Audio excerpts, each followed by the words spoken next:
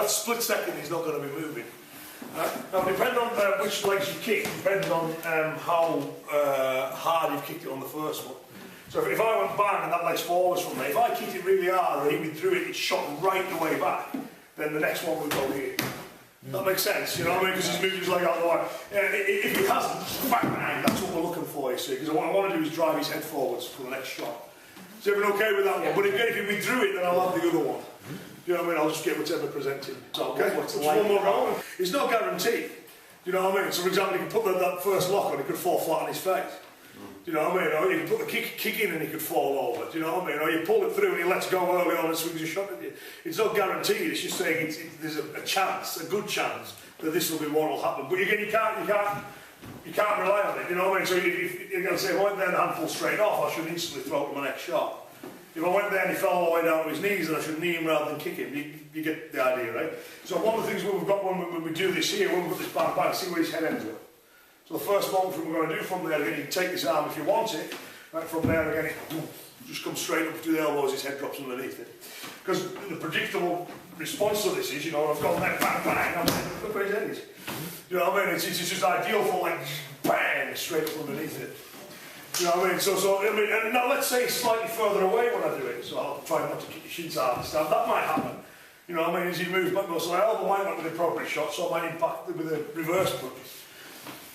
Which isn't what the Kata does, but that's what you have to do because it's slightly further away. But most times, if you wanted to put a figure, say 60% of the time, they'll be in the line of the elbow. So that's the example that Kata chooses to give you, to start with. So okay with that? Of course, when you elbow him in the face, he'll respond in a certain way to that. You hope you don't elbow him in the face and he doesn't move. Also, you know, thinking, I mean, even if the head's slightly down, if you have a punch that hits the top of the head, that's going to hurt you probably more than him. Yeah. Whereas Neil is coming through, it's going to... Absolutely, yeah. So if he's tilted a little bit, you're right. The target line, ideal target line is now there. So a rising elbow shot would be a better one than a straight punch. Yeah. But I mean, this is what Funakoshi said. He said, always perform Kata exactly. Combat is another matter. You know what I mean? In the Kata, we always do it exactly the same way. When we play it, we have to vary depending on what his responses are. So everyone okay with that one? So a good way to do this as well, just good practice, is also go, right, he'll do what he's supposed to do. In terms of, you know, we'll take that he reacts like your average human being, and then we'll get him to act in unaverage ways. You know what I mean? And just, well, how would we vary this movement? So remember the process. Learn the Kata, learn the applications, identify the underlying principles so you can adapt and vary. You know what I mean? So you start with this movement, you go right elbow to the face, if that doesn't work, then we do something else. So we're okay with that one? Okay, have a go. Be careful with it. A lot of the elbows in Kata, and you could easily say certainly the vast majority are done to one hand. You know what I mean? Whatever they happen to be, right? There's some that aren't, and there's some that aren't for good reason, but the ones that are, it's only because we're talking about, you locate the head so you know where the elbow shot's going to go in this one, I would suggest that, although you could do that, it's maybe not quite as necessary, because the ground doesn't know where his head's going to be. You know what I mean? Because I'm going to bring it to me. So whereas we find the head with that hand, on this one, it's just there's a good chance his elbow's going to be on that line as I straight through with it. Right?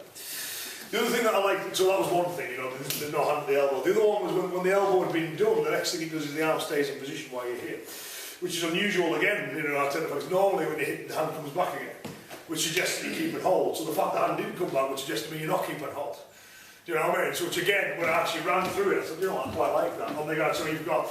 There's your first predictable response is you bend. The second one is you do the shin kick, I'll either stay bent or I'll bend some more. I'll rotate the hand and I'll go bang, so it comes up from here. And rather than grabbing him or anything else, the next shot you go from the boom. You know what I mean? So just like it's striking through. Right? So the reason I like that is one is, you think about it, I've got control of this arm. I haven't got control of that one, so it makes sense to keep my elbow up. You know what I mean? Because then my head's protected on that side, right? Now, rather than keep hold of him in any way, I'm just going to let go of this and I'm going to drive him with a nice body shot. Have you all done that little experiment where you get your partner tense his stomach and you do a few upward shots? Okay, Lee, you're on. I didn't see that a few times. Yeah, I won't do it too hard. I'll let you know when I'm going to hit you so you've got a chance to tense up, right? But it's one thing you can try it yourselves if you want, right? Stay away from solar plexus and floating ribs, because. But so if you kind of tense your stomach up a little bit, and I kind of go upwards, you know, just kind of give him some shots here. You can take a decent shot up there, and then if you change, say we get tense up, you change the angle, and that was, you know. The downward shot is always, yeah, it's worse, you know what I mean? Something about it that's, I mean, these are bad, upwards bad, you know what I mean? And certainly things, but that downward one, it just collapses your posture. So one of the things I thought is the idea of keeping the elbow makes perfect sense because I'm still protected from the backhand. So what was a strike is now a cover. Do you know what I mean? And then the thing is, well, I want rid of him now. Do you know what I mean? You know, the whole point of karate is a civilian art. I want to escape. I don't want to be hanging around it. So the idea of there, letting go of this arm and then couldn't like boom. You know what I mean? That to me makes perfect sense. Before I would run and move off again. So that was one that, again, just for my own personal enjoyment of it. As soon as I said, oh, that's nice, the arm doesn't come back. And then there must be a good reason for that. I think it's just keep it closed, keep the head closed, and give the body shot so you've got a chance to escape.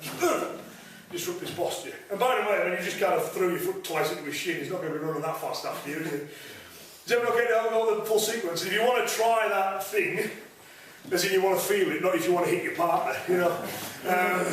Just get your partner to give you some light kind of goals, like 10% power, no more.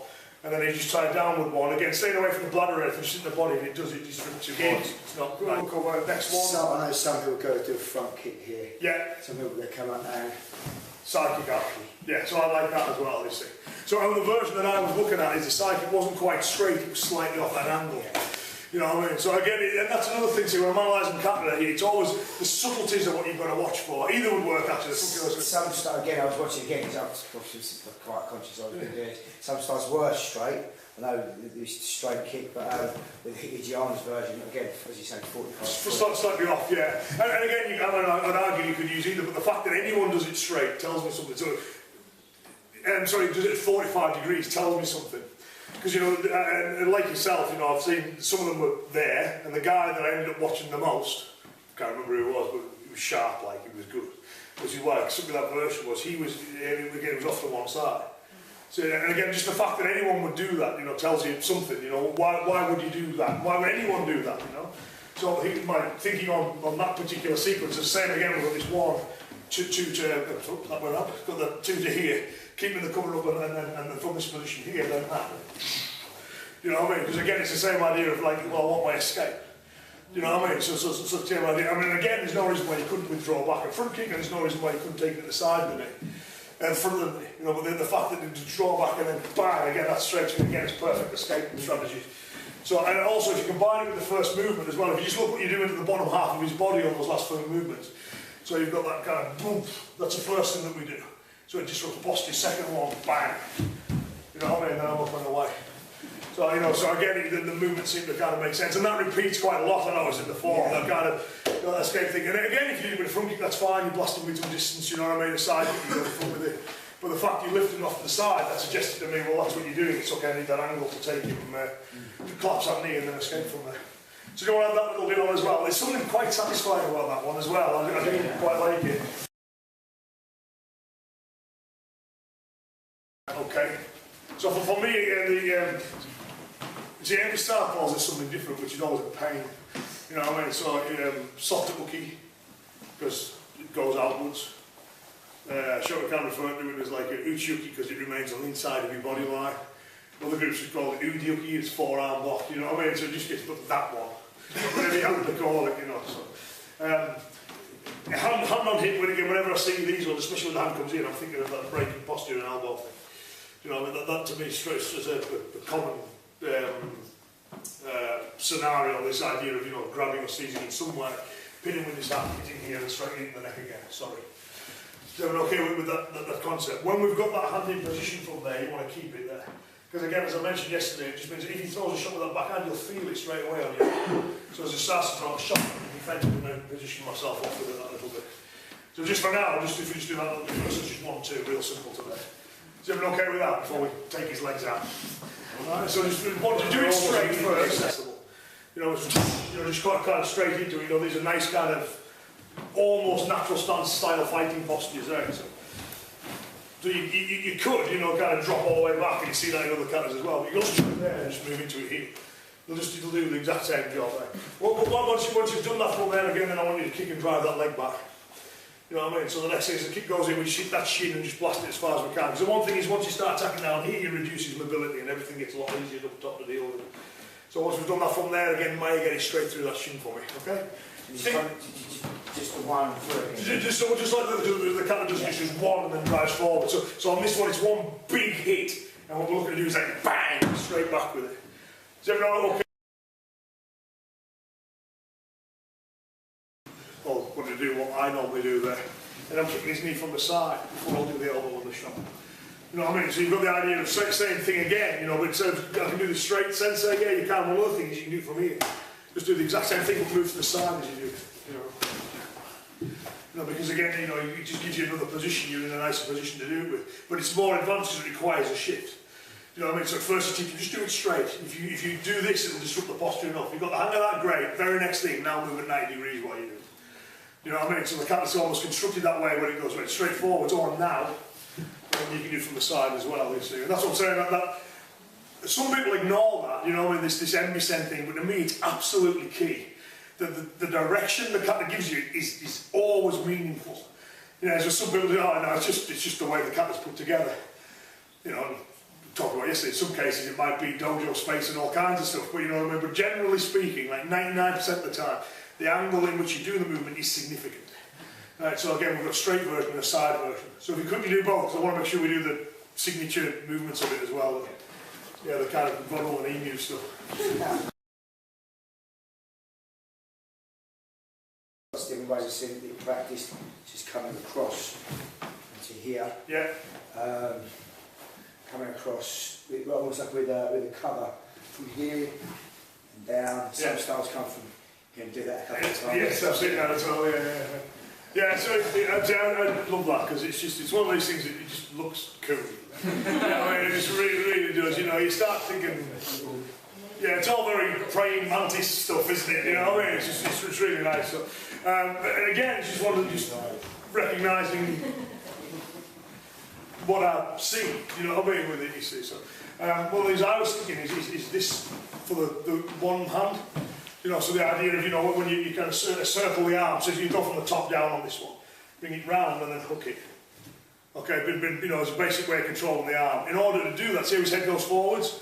Well, one of the things I want to kind of try and do as I do that is help him to do it. You know, I mean, once I've got him, which is the same as a form there, once I've got him down there, then the fun and games can begin. Yeah. You know what I mean? So the Kata goes, right, once you've got him here, just beat him up however you like. If you want a nice finish for it, right, my favourite one from here, in terms of most pragmatic, is just to pound him. You know what I mean? The one, if I want a little bit of fun with it, I can lift this arm up and push the head through. You know what I mean? To finish it off that way. I always wonder why it finished on. Well, I think this is, sometimes you get that way, it's just basically, okay, what do I do from here, Sensei? Oh God, there's hundreds of things you can do. You know what I mean? You can knee him, you can flip him, you can beat him, you know, once you've got him there, you know, you're in a real elbow him from here, you can knee him from here, you can stamp his leg out from here. You know, all the other stuff that you've learned in this Kata, you know what I mean? The elbows, the downward shots, you can do all of that. So rather than showing it all again, we'll stop here, you see. So, my favourite one, if I want to, again, it's Jason Bourne stuff again, but it looks cool, like, is to put your leg on the back of the neck. You know what I mean? So you've gone from there, it's here. Spin him around that way. So that's all my students will do that one, because it's just cool looking. But it's not the most practical thing in the world. So you start from the outside, rolling through and hooking, making sure it doesn't slide onto your neck. Okay, it stays under your arm, right? And once you've got that from there, get to the head position. And then from there, just go nuts. You know, so you can do any of those little clever ones you wanted to do, or again, you can just kind of beat him up from there with something simple.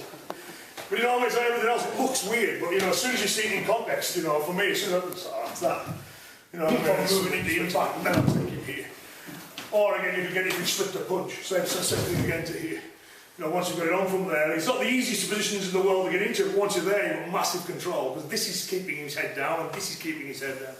Yeah, I was just talking about the movement and the sight off, but if you've got a whole kind of almost more than 180 degrees turn there, it's